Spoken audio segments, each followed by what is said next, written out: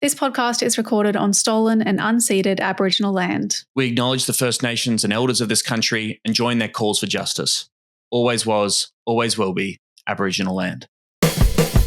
Nerds. Glasses. Look who's wearing glasses. Tom has glasses. Shut up. I'm fine.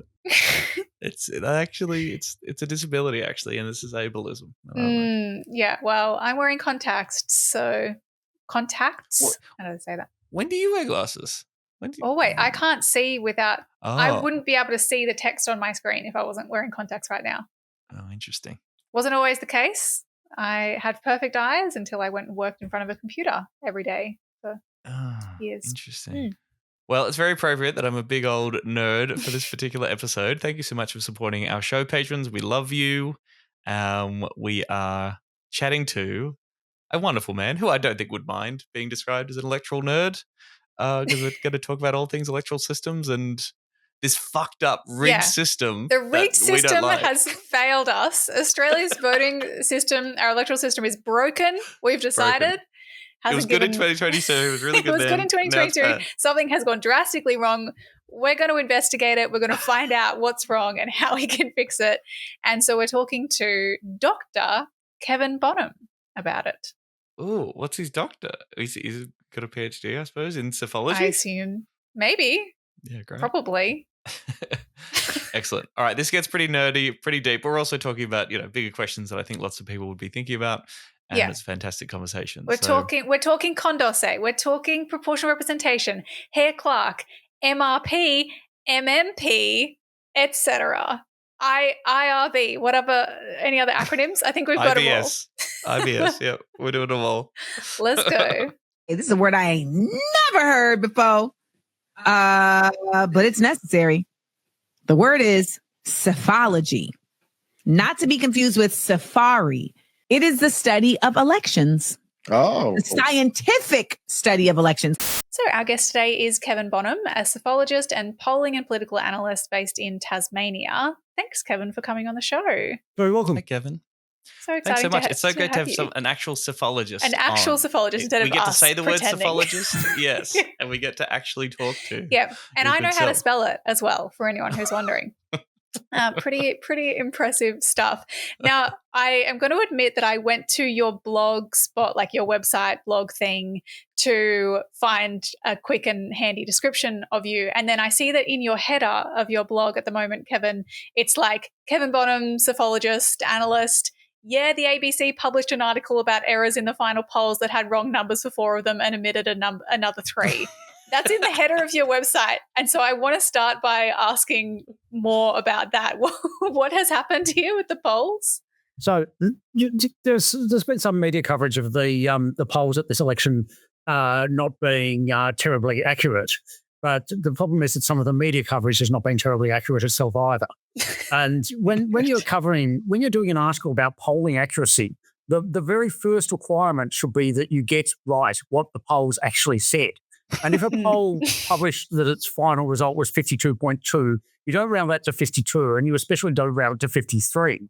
So there were numerous issues with the ABC's reporting, and they fixed some of them up on later editing, but not all of them.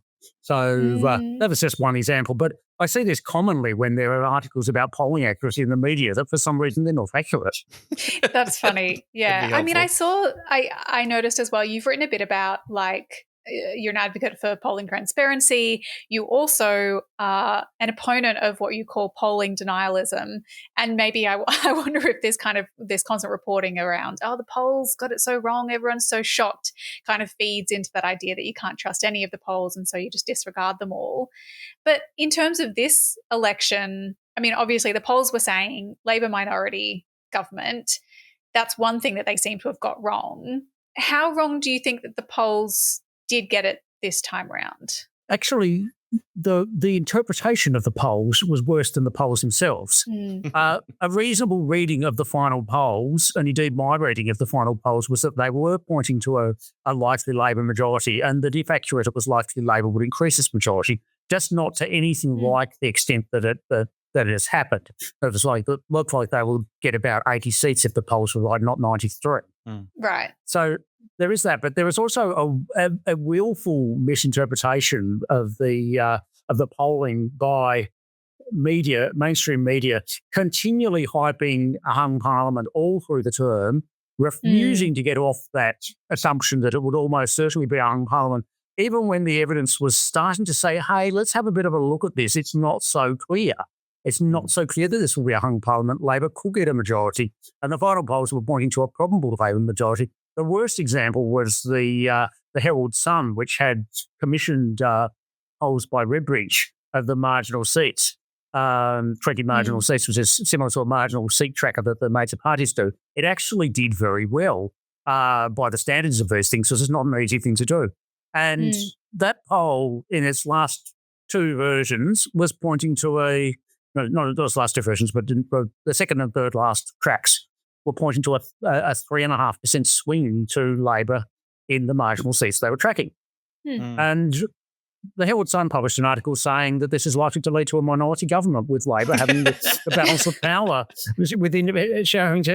having independence, having the balance of power. Yeah. And I said, well, no, sort of like if this is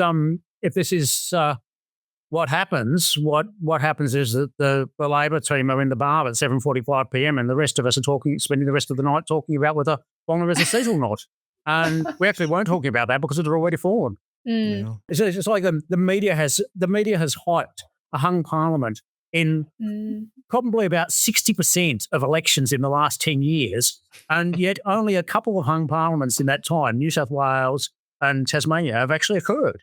But it's so much more exciting. Then they have to deal with all the people that they hate, and what could the possibilities be? And then they can ask about deals and coalitions. I suppose exactly. That's sort of the angle. Or if you talk about the Herald Sun or the News Corp media generally, yes, far be it from me to insult their journalistic integrity, but they obviously have their own agenda too. Not necessarily Newspoll itself, but the way that Newspoll is spun sort of seems to play out.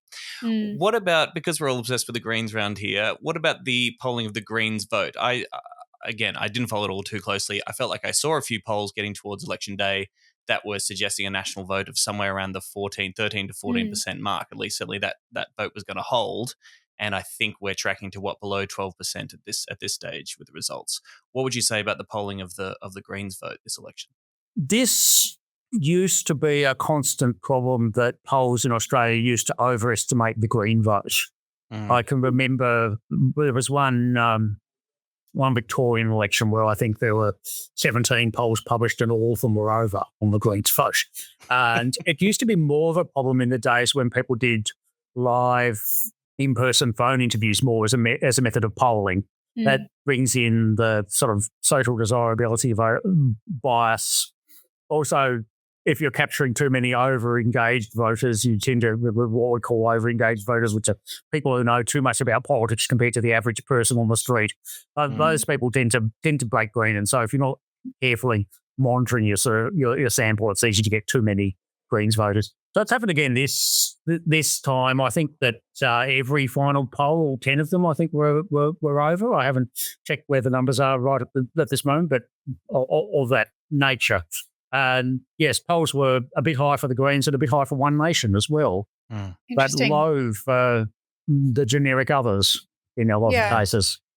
What about the single seat polling, particularly the MRP stuff? Because we spoke a little bit on the show in the lead up to the election about a few MRP polls that came out. I think Redbridge did a few, and the kind of the issues with MRP, but also it seems as though, to me as a non-expert, that single seat polling generally is just really, really hard. And that's kind of the problem when you have a parliament that, as we'll get into, is made up of single member electorates. Getting what is going to happen seat by seat is really difficult. What do you think about MRP? Is it possible to do single seat polling well? So single seat polling first, where you just take a single seat and poll just that seat, is incredibly difficult. And it has been a problem in Australia for a long time. It has been harder than national polling. There are a lot of tricks. If you don't know a single seat that you're polling very well, it's easy to missample that single seat in ways that you don't understand, sort of in ways that you need local knowledge to know that if you've got too many voters in this town or that town, it's going to skew your sample, even if your sample is otherwise all right. That sort of thing. There are a lot of specific problems with single seat polling, which is why some of the more serious polls have started to switch into this MRP method.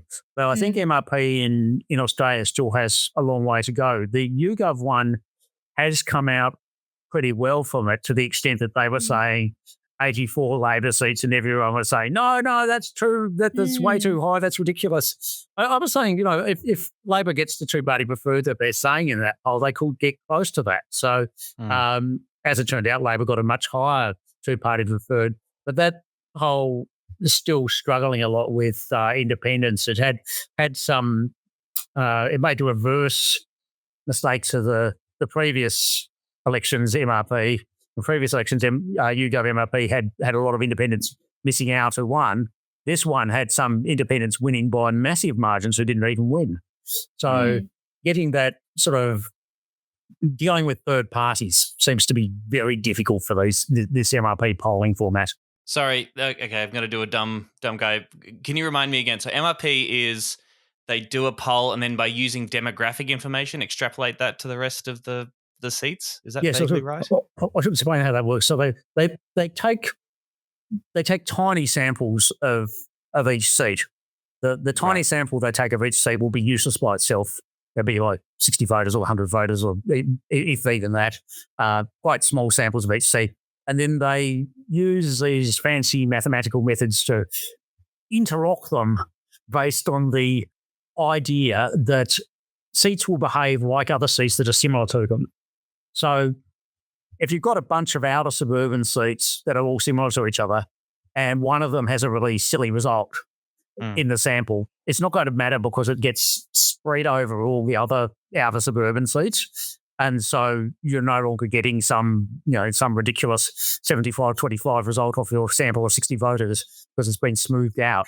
So that's what it tries to do. And then the MRP poll, Emerald, did say that the Greens would reduce to one seat, and did they pick it was going to be Ryan? Yeah, one of the Redbridge ones did at least. I can't remember the other ones. Do you remember, Kevin?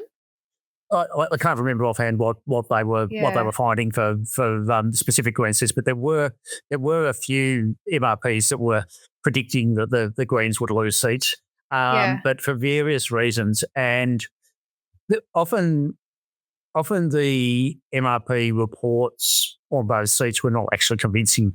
They would often set two candidates as the top two, but then when you looked at the figures closely, we would say, but the Greens are going to jump from third into second based on the minor party preferences in this sample, or the LNP is going to jump into the top two and not be eliminated, or something like that. But if they were right for the wrong reasons. Yeah, right.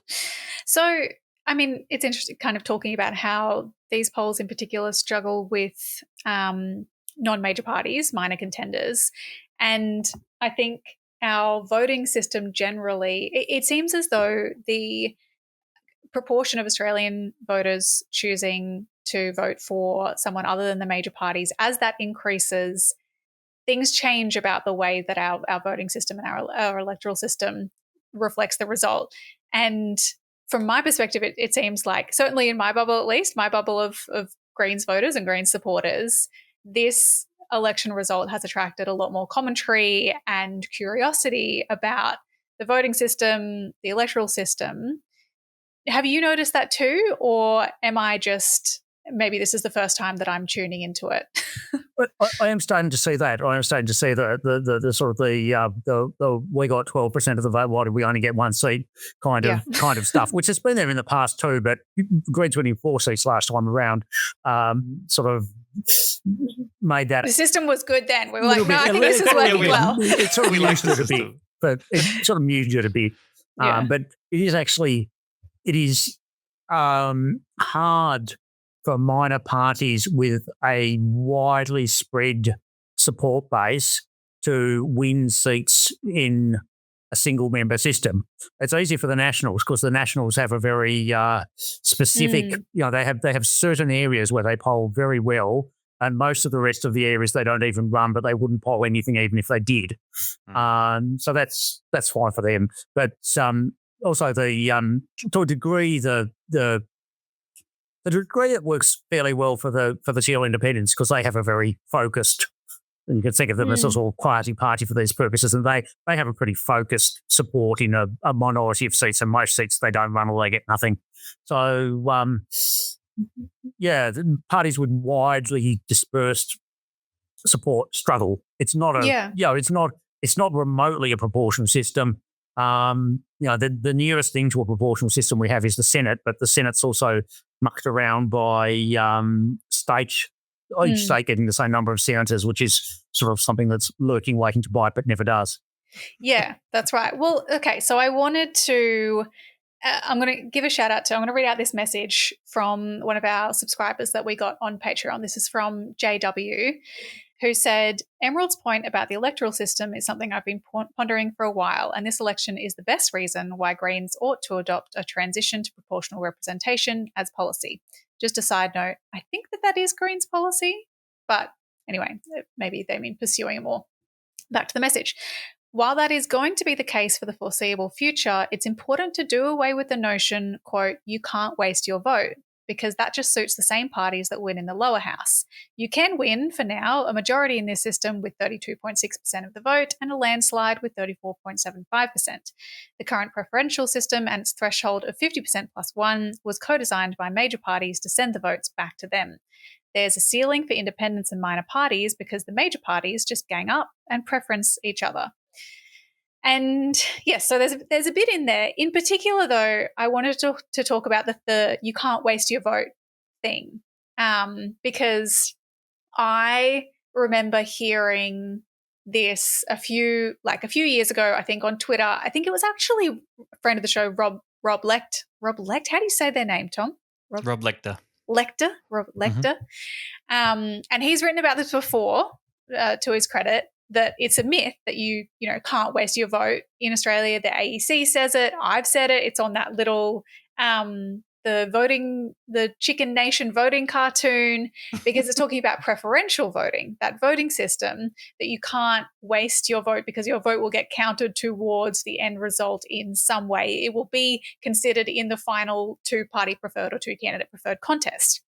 But as I'm gonna do some more reading. Sorry, someone else can talk soon. But I wanted to read from Robert's article in Jacobin last year on this, where they said it's often claimed that preferential voting eliminates the wasted vote problem. Relative to first past the post, that's true. Preferences ensure that every vote participates in the final two-way count of votes to determine a seat's winning candidate. But the losing votes are still then wasted, as those voters are awarded no representation in the final elected parliament. In fact, excess votes for the winning candidate are also wasted. So, yeah, should we stop saying that you can't waste your vote in Australia when not only are all of the people who, voted for a minor party, etc., their votes are quote-unquote wasted in that they don't receive proportional representation in the parliament, but also the people who voted for the winning candidates above the 50% that was required for them to win, in effect, their votes are wasted too, because they didn't actually need those and they could have flowed on to someone who needed more. Yeah. Right. This is this Rob guy. I've come across him on Twitter and I blocked him because he was so irritatingly I thought he was irritating unwilling too. unwilling to move off his position. He's quite notorious for it. They're talking about, these are completely different things. Wasted vote in first past the post means you vote for a candidate who doesn't finish in the final two. You may as well, your vote has no impact on the result. You may as well not have voted. Your vote takes no part in the decision. What he's talking about is sort of an excess of votes, not every seat can be decided by one vote. Not every seat can be decided by your vote. There are, there are winners and losers. Your vote isn't wasted just because you voted for a loser. It just means they're not your representative in your seat. It's true that in proportional representation, you get more people's votes represented in the parliament. Yes. More people vote for someone who is directly their representative in the parliament. Our system doesn't do that because it's not a proportional system. But everyone's vote takes a part in the final decision for their seat. Right. But I think Rob's critique goes to the fact that that final decision only results in a single member representing the electorate that we're talking about, as opposed to a multi-member system in which if you lived in a certain electorate and everybody voted and then a proportion of the vote that reflected the preferences of the voters in that area by actual representatives in the parliament. That would be a different system that is closer to Tasmania and New Zealand, in which people in a certain geographical area, I think Rob would argue, and I would perhaps argue as well, are better represented. The people in that group are better represented by having multiple representatives that reflect the votes of those voters. Is that fair to say? Yeah, my objection is to the use of the term wasted vote in this context. Right. It's transplanting a term that has a very specific meaning in the discussion of first past the post and attempting to apply it into a completely different context. Right. Yeah, I have to say, I do. It's so funny because I remember also coming across Rob on Twitter back when I was on Twitter and being like, what the fuck? You can't say that there are wasted votes in Australia. How dare you? We're so lucky to have preferential voting. But now going back and looking at this, I understand. I think he's been deliberately provocative, perhaps, maybe by using this terminology in order to illustrate the problems with a single member electorate system as compared with a proportional representation system. And just to clarify, Tom, I don't think that he's even necessarily arguing for a mixed member proportional system like they have in New Zealand. Oh. In fact, I think he's just saying that we need a proportional representation system nationwide. So similar to what we have in the Senate, but as Kevin pointed out, the problem is that because that's state by state and territory by territory, we then have malapportionment where certain voters have effectively a higher vote value if they live in an electorate where there's a lower quota because there's a lower population to the quota that's required. So what he's really talking about is just a nationwide proportional representation system that could include mixed member where you get a vote for your local area as well as nationwide. But I think what he points out is that in Australia we already have local government and state governments which provide a level of local representation that New Zealand doesn't have. New Zealand doesn't have a state government, is that right? They have local and federal, yeah. Yeah, New Zealand has local councils. It doesn't have a state government. Straight from councils to federal. Yeah, right. Okay. Can you Kevin, explain briefly, because I have tried to understand, the mixed member proportional system in New Zealand, they get 2 votes. Explain to me how it works. So yes, they get 2 votes. One vote is for determining the overall makeup of the parliament, in effect, and the other vote is for determining who represents them in their specific seat. And so party members can be elected through 2 different systems, through the national list or as an electorate MP. And you sometimes have these contests where 2 candidates are running to decide who will be the representative for a single seat. But it doesn't actually matter who wins because they're both going to get into Parliament anyway through the list system. So there's some strange things that go on there.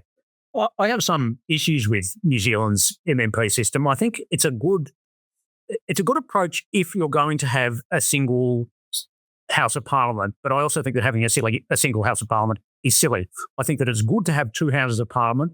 I think that it's good to have 2 Houses of Parliament with substantially different electoral systems because that provides a good check on stupid stuff getting passed.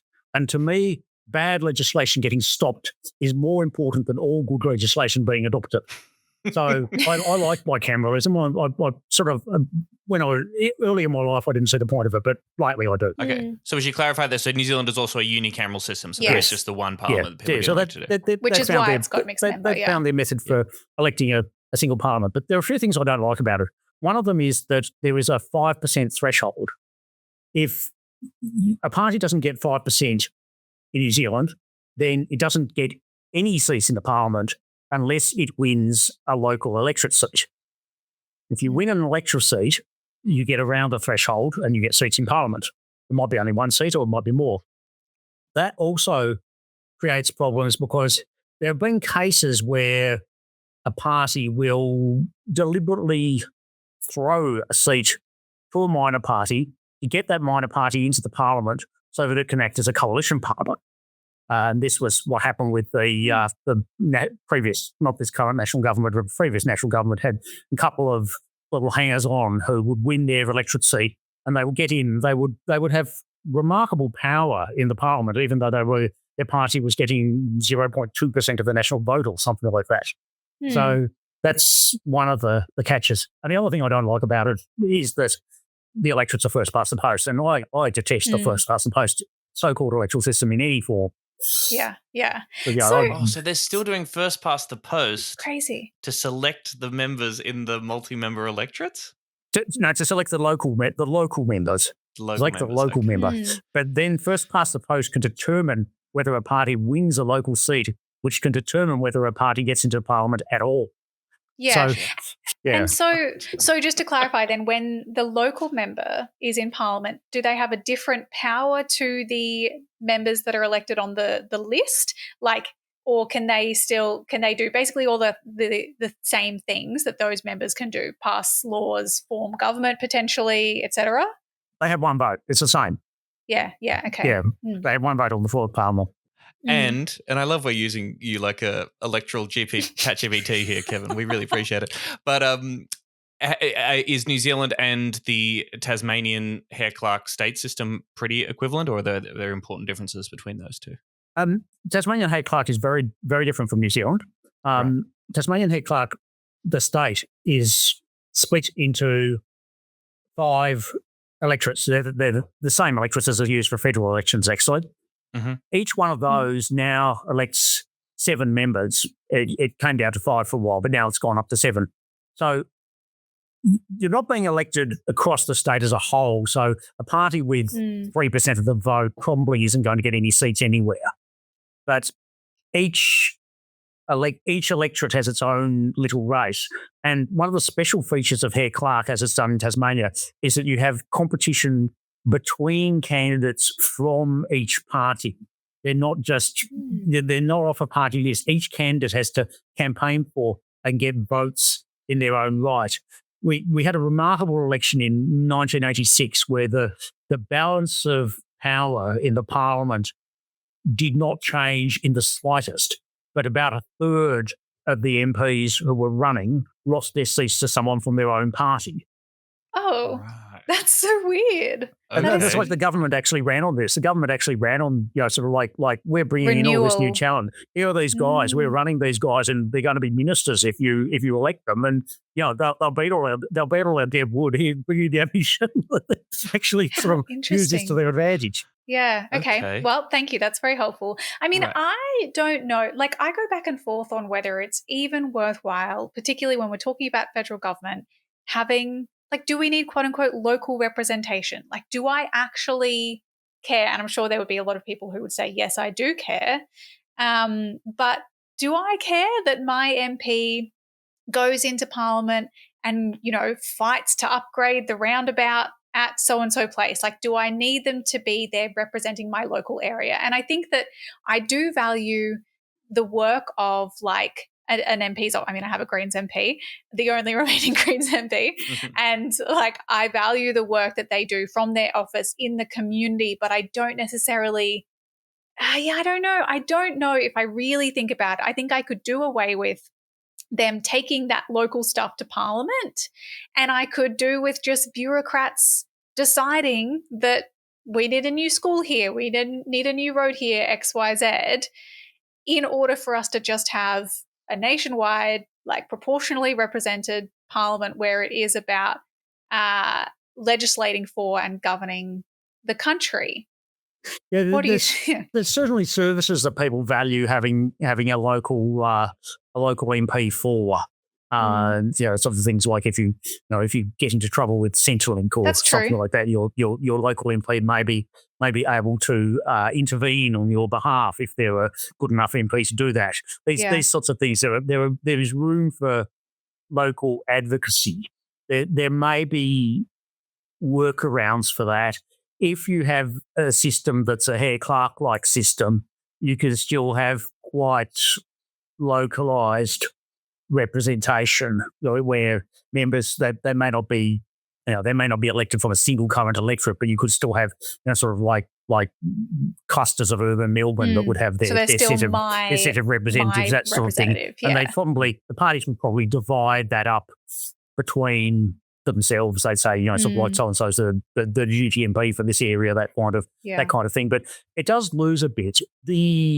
Currently the federal electorates mostly are getting too big in terms of one person representing them. This is one of the things that's driving a push to increase the number of members in the House of Reps, which I support, by the way, assuming that we're going to keep a single seat system. I think the number of reps should be increased. It would also enable the House to be more representative because there's a few quirks in the current constitutional arrangements with like Tasmania getting more seats than the zoos and things like this that they will fix. But it is one sort of a benefit that you sacrifice to a degree if you switch to PR.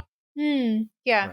I mean, it's one of the things though that I guess that Rob has also pointed out is that the current system of single member electorates means that your vote kind of counts differently based on where you live, or you might receive different treatment from the parties based on where you live, because marginal seats will get a different approach from the party. You see pork barreling, you see a different level of attention paid to different seats, and of course the fact that if you live in a non-marginal seat, your vote, what he would call the wasted vote, above and beyond the level that was needed to elect that winning candidate, you matter less in a way.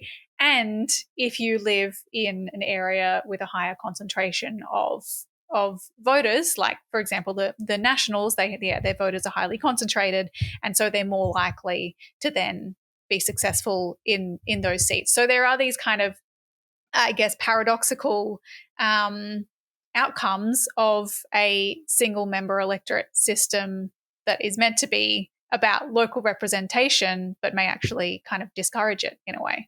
That's been true for a long time. One of the good things about what's going on at the moment is that it's becoming less true.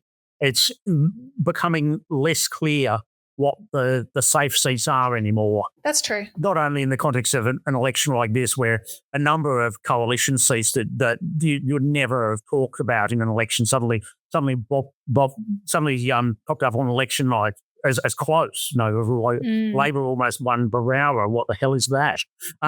This sort of thing. Labor made Mitchell a marginal seat. What?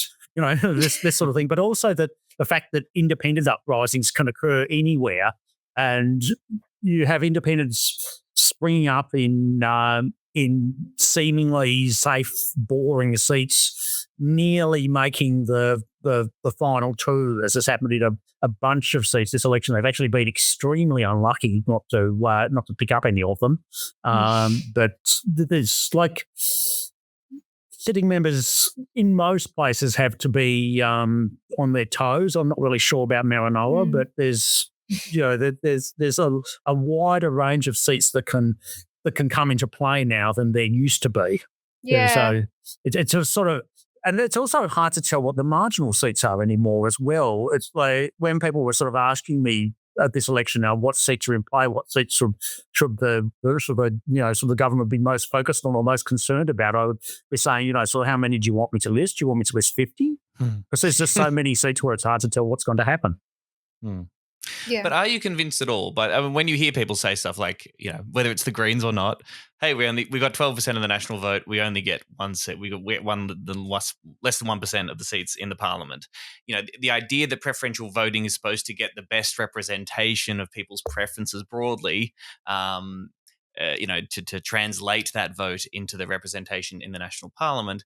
But then you look at the primary votes, which is where I think most people would say that's where the main game is, right? That's the best indication of the strongest preference of voters across the board. And only a third voted for Labor and less than a third voted for the coalition. And, we look at those national vote totals expressing as the national will of the Australian people. And then we see how that translates to seats. And it gives sort of at least a very different picture. Do you find that critique convincing? Do you think there are improvements we could make to the system that would make it more democratic and representative of where people are at? What I would like, ideally, would be to have the Senate a better PR chamber. Have the Senate a PR chamber that was not distorted by the state-based malapportionment, and to have the Senate also electing more people at a time than 6 per state. And that would mean that you at least have one chamber that was very proportional. Having said what I said before about how I like it that there are multiple sort of houses with different electoral systems, that makes me sort of somewhat resistant to the idea of having both houses as PR. I have actually seen sometimes that there are downsides of PR. One of them that we get in Tasmania sometimes is that you can get a case where a coalition of parties can form that would have that puts someone in government who would have lost the two-party preferred vote quite heavily. I'm not sure that's good. So I can see arguments for keeping local representation, even though it ends up as a very disproportionate house. It's just is part of the problem. We're kind of zooming out further than I'd planned here, but is part of the problem that our executive government is formed by the legislative, like by Parliament? Should it be genuinely separate from the legislation? Actual separation of powers. Well, I think ideally it's a good idea that the executive government normally comes from one party, unless you've got a coalition situation. It's just easier to have a government doing one thing and all pulling in the right direction, supposedly, and then they get judged on that. Yes, well, of course. I mean, Tom and I would probably argue against that because we'd be like, but they need, the checks and balances, or it's good for them to have to negotiate with the other parties and, ideally come up with an outcome that more broadly reflects the will of the people. But I think it is true, as you say, that yes, that can sometimes, when it's cobbling together a bunch of different players in order to form a majority, that can then mean an outsized influence from someone who perhaps actually didn't get a whole lot of support from the country. But, interesting. I did want to talk about voting methods as well. So we're looking at the electoral system. We look at single member electorates versus proportional representation. But I've been curious as well about how our current system of preferential voting, and is it accurate? Is this right to call it instant runoff voting? That's what we have, or IRV? That's Our compulsory preferential voting is very similar to IRV, as it's called in the state. They vary. The versions of it in the United States are quite primitive often because they have to use punch cards and things like this. So that they often resemble our optional preferential voting more than compulsory.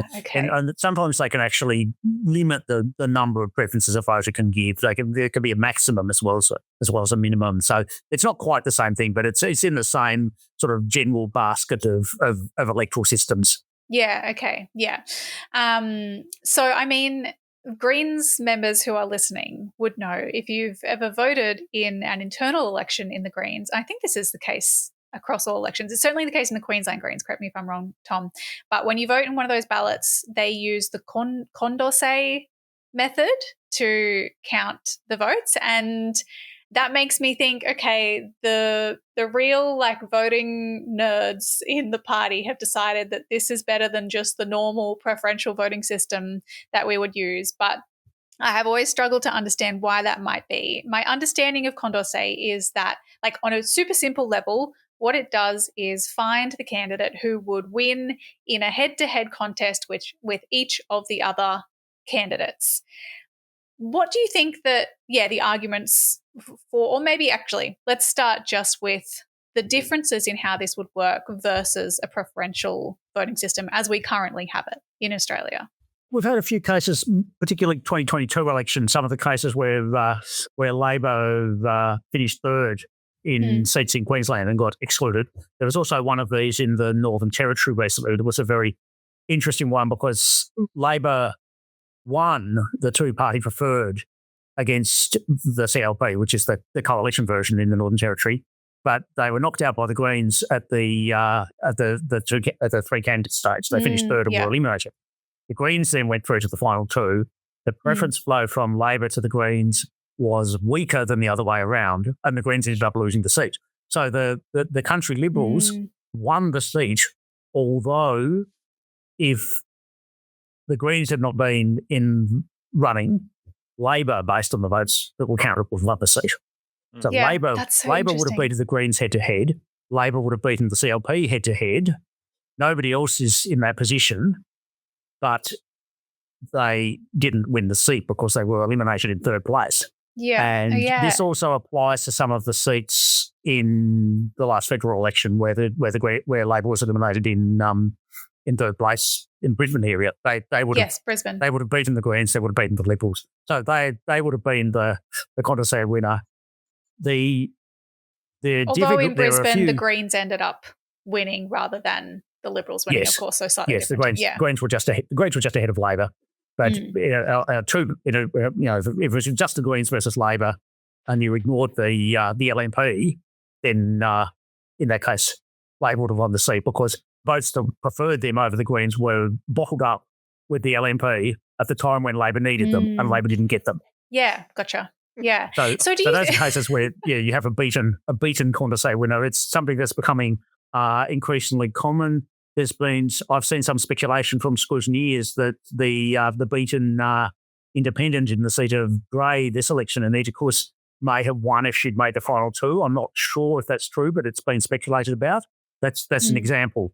You could get cases where an independent gets knocked out in third place who would have beaten the coalition if they got through to the final two. Tom is looking so confused. Yes.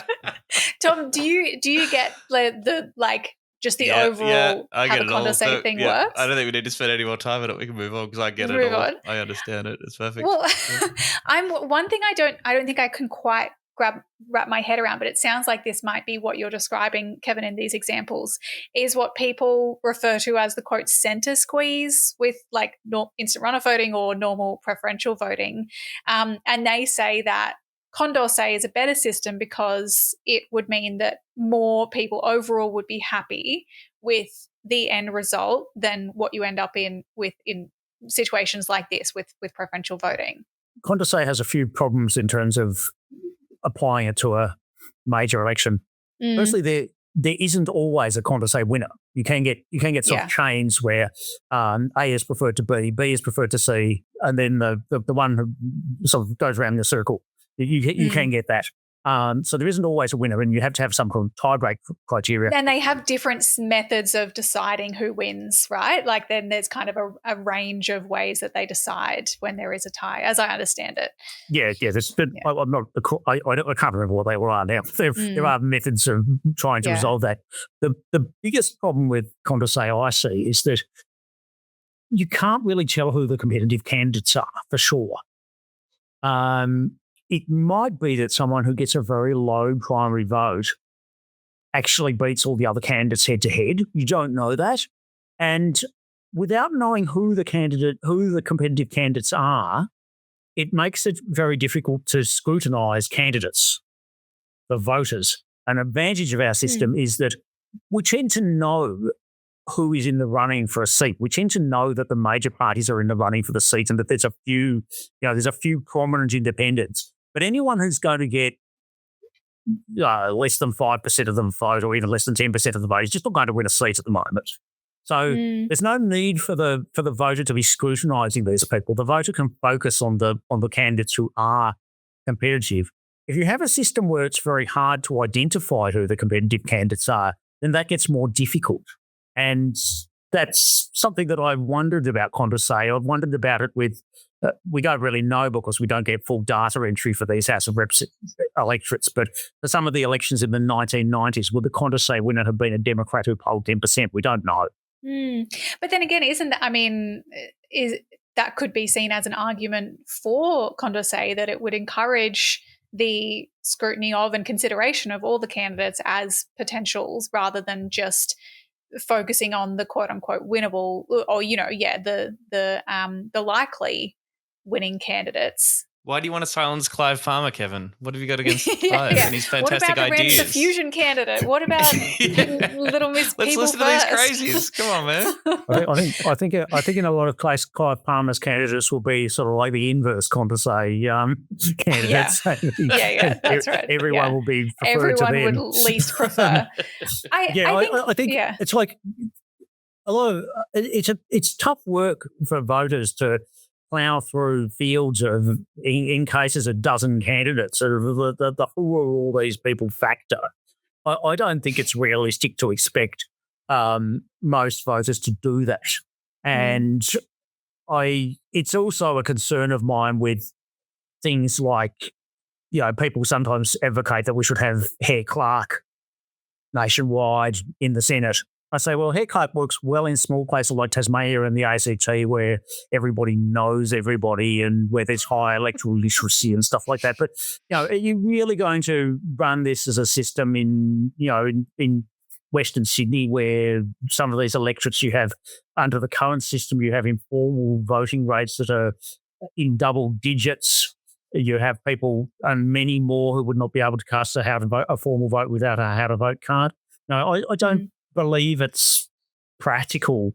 If we were to adopt PR for the House of Reps, I think we would need to think very carefully about what PR system works for for all seats in our democracy, particularly the multicultural seats. This is one of the questions as well, is you can kind of hypothesize about what is the ideal system in terms of what would, if people used it correctly, what would elect the most preferred and, be the most democratically representative kind of result. But you have to think it also needs to be workable. And that, as I've heard, is kind of one of the biggest issues with Condorcet is, would people understand how do you scale something like this when it is quite complex when you get down to explaining how it's counted, and a lot of people likely wouldn't necessarily understand how their vote is going to be counted. I mean, arguably, that's the case right now with preferential voting. People don't understand the shit that we got going on. Most people do not yeah. understand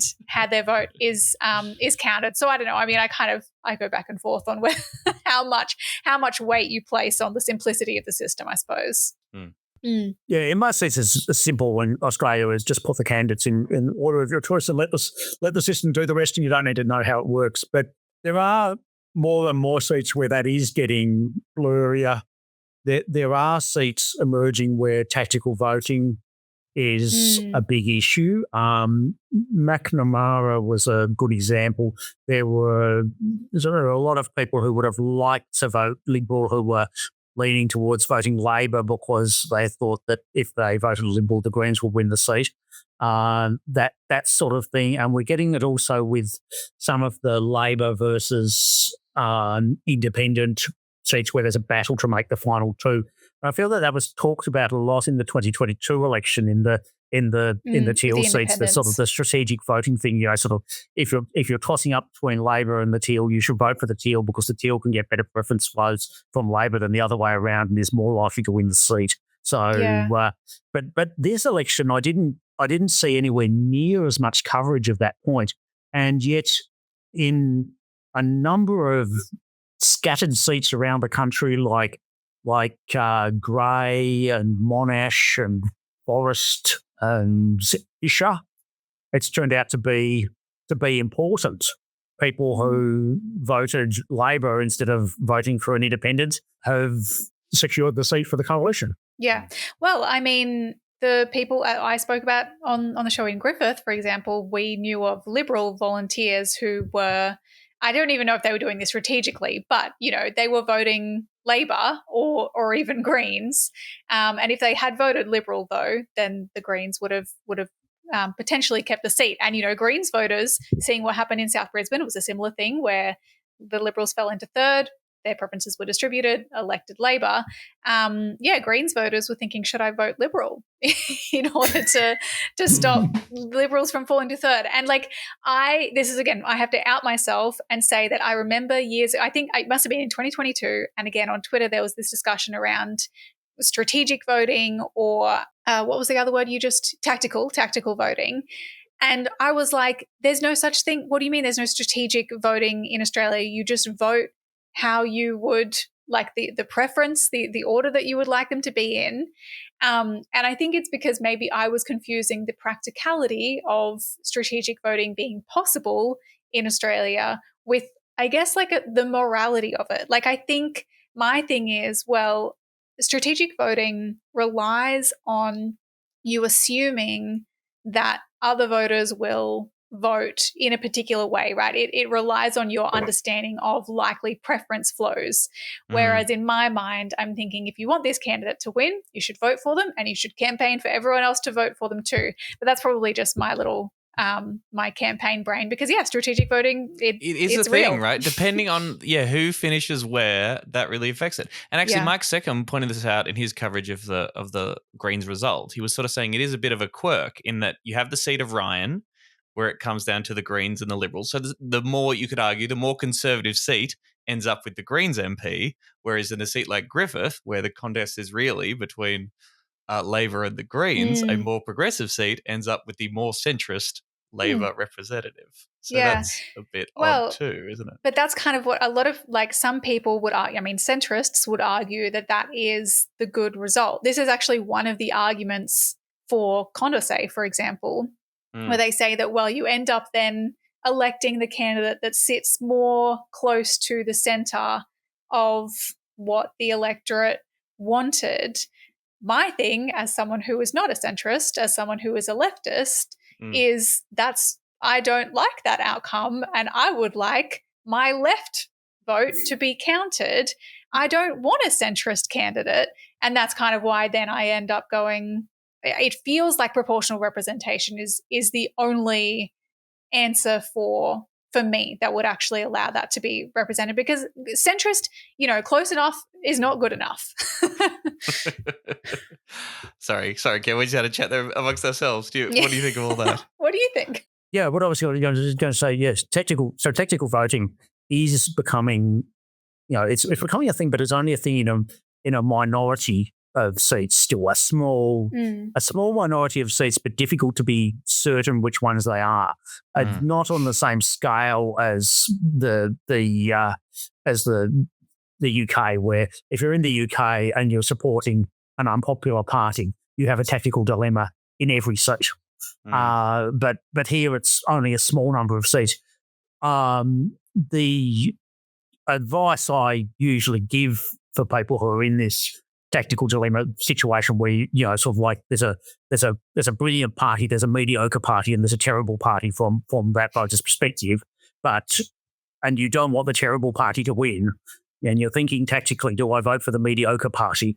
My advice in those situations where you can see daylight between the top two, where you can see a lot of daylight between the top two, is to vote for your preferred candidate and advocate for your preferred candidate, because the chance that your one vote is going to swing the seat is negligible, but you'll feel a lot better about it, and your enthusiasm may make a difference as well. Yeah. So it does come up in cases where where often there is a case for tactical voting if you're saying, really, sort of like, I can't choose between these two candidates. Well, I think the Labor candidate and the Teal candidate in my seat are equally good after weighing up the pros and cons of them.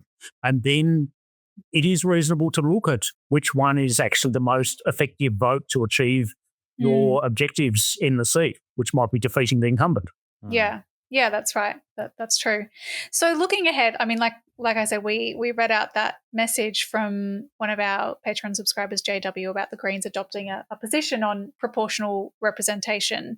And it's in the policy platform, but I think it is a hard it's a hard thing to push as a political as a political goal, right? Like, to tell the Australian people, hey, you're struggling to pay your rent or mortgage, the climate's on fire, whatever it might be, you can't afford petrol in your car. Now, what we want to prioritise is changing the way the votes count, and instead it's going to be a quota system. It seems like a hard sell, right? So I want to ask you, Kevin, from an outside perspective, as a political analyst, can any party really, like, is electoral reform of that scale achievable? And if so, even on what kind of time frame? How could it happen? It's really challenging because you have two major parties who both most of the time benefit from the single seat system, even though the use of preferences does actually, it's not a major party conspiracy against minor parties. It was actually started by the coalition, so that the precursor of the coalition, so that different arms of the coalition could compete against each other without splitting the vote. That's where it originally came from, and for a long time, Labor either opposed it or at least supported making preferences optional. So it's not a major party conspiracy. Well, do we have first past the post before that was introduced? Yes. First past the post before that, and there was a celebrated case where the two Conservative parties split the vote. Labor won a seat that Labor would normally never win and never won again for some time after. But around that time, even before that happened, the government of the day was moving towards bringing in preferential voting to get rid of this problem with first past the post. So it's actually a Conservative invention, not a major party gap. And there are actually, something that I've covered is that there are actually far more cases of non-majors beating majors using preferences than the other way around. But it doesn't do much compared to if you had PR. It's sort of chipping around the edges. Yeah. Yeah. I mean, yes, the fact that the majors benefit from it now is a relevant factor. The idea that the push would be coming from smaller parties that have less political power is working against you. And also, let's be real, it would require a federal change to MMP would require constitutional change, right? Like the Constitution is pretty clear about numbers, about how the House of Reps has to have roughly twice the number of seats in the Senate. So if you change the number of seats of the House of Reps, you've got to change the senators and all this kind of stuff. Like, yeah, it's a pretty major electoral reform overhaul. I'm not saying it's impossible, because we do have a system to change our constitution, which works fantastically well. But it does take a lot of work, and you're right, it would be a pretty wonky thing to put before the Australian people.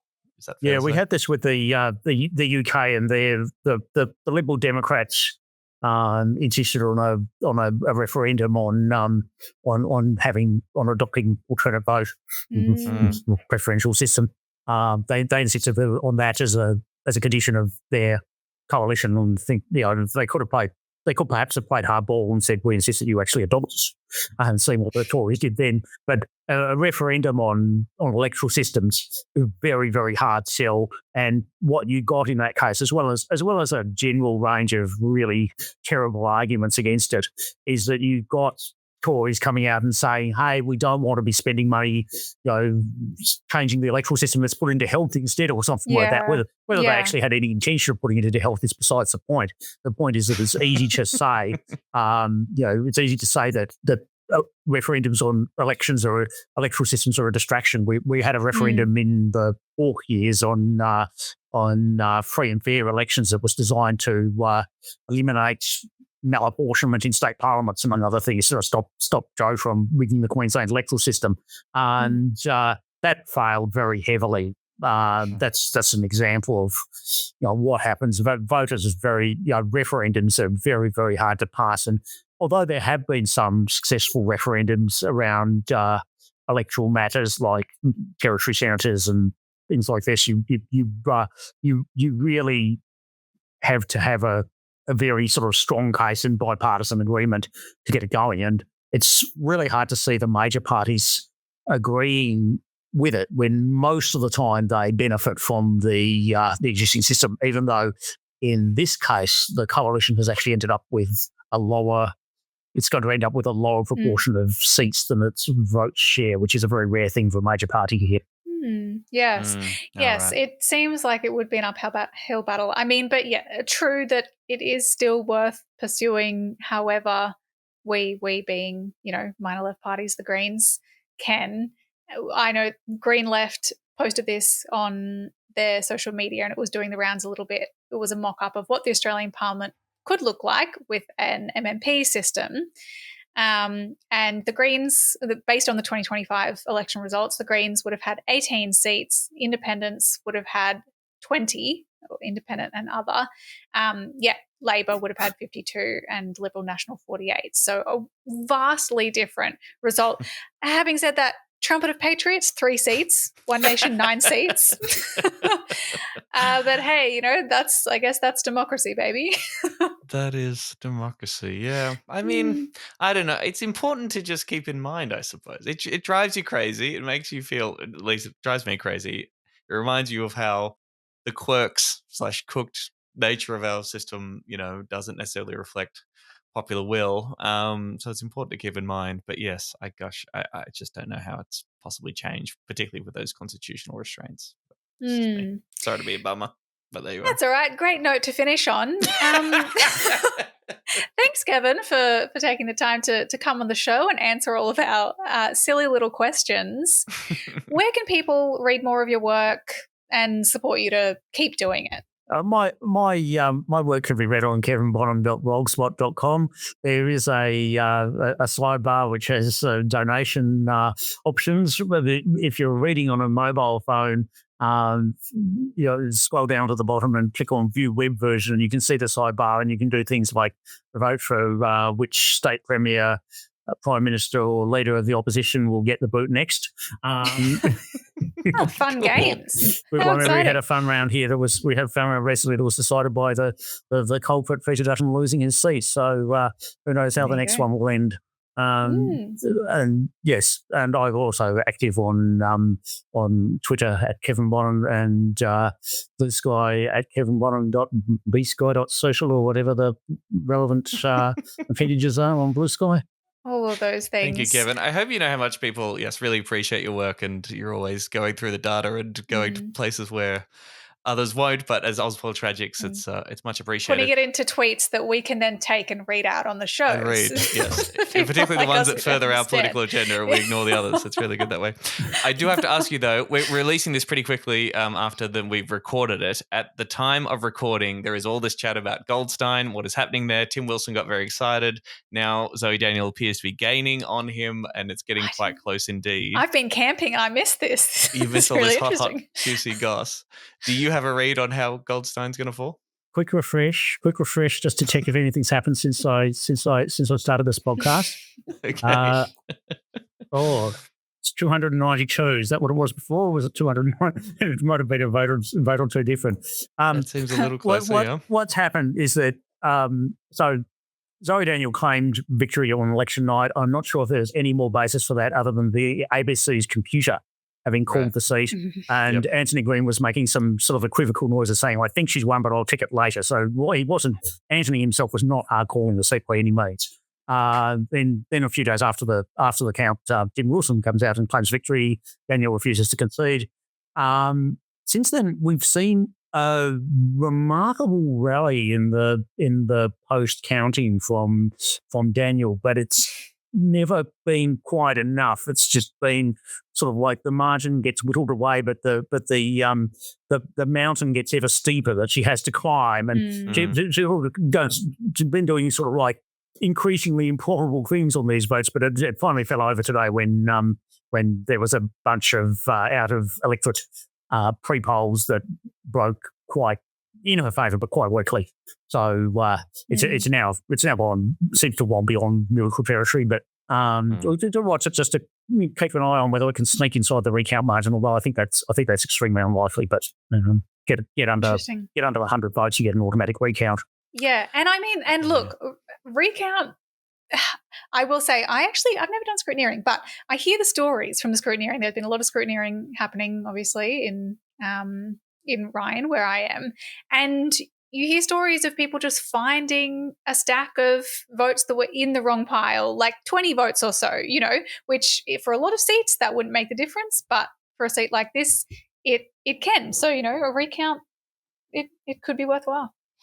That happens in the rechecking phases that they go through, the fresh scrutiny, they call it. And the fresh scrutiny, when they do this on the second count for each booth, it's common to find all these sort of quite large mistakes where there's a 50 that went into the wrong pile on election night. As it's like the counts are conducted frantically on election night with a temporary workforce, under incredible time pressure, particularly in some of the very large pre-poll booths. And it's not uncommon that you get these 50s and the hundreds and numbers written down the wrong way round. And there's always got to be a small number of these errors nationwide. There was a big one in, I think it was Solomon, that was 500 in the wrong place. But that was the only one of those that happened this election, and it hasn't decided the seat. To be clear, it's unusual. Like, we're not saying that this is, No. What I'm hearing is that the Greens, that we deserve all those seats, and we won Wills and Richmond. I've heard and thousands of votes missing in Griffith and Brisbane. No. You're hearing it more and more, folks. Well, stop the count. The funniest one of those was definitely the Indi post count in 2013, where Sophie Mirabel was leading, and Cathy McGowan's team found that it was found that a box of ballots for McGowan had been mismarked with 1,000 and something on the box when there were actually 2,000 and something. And it's like suddenly, boom, that blows that up. It's like goodbye. Wow. So that was a funny one. But it's rare.